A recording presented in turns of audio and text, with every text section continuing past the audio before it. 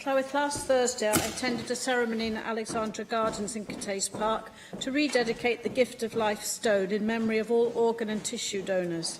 This memorial stone was placed in the park 10 years ago with the support of Kidney Wales and families whose loved ones had donated their organs and tissues.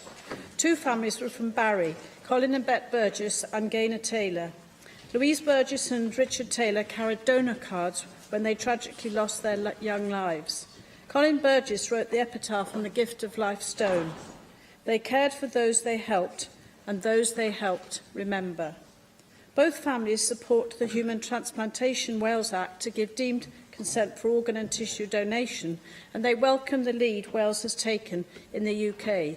2 years on since the Act, there has been continued and increased public support for the new organ donation system in Wales, and it's good to see the Welsh public embracing the changes that are designed to save lives. Colin, Bet and Gaynor continue to speak up for organ donation as a precious gift so others might live, and I thank them for their courage and inspiration.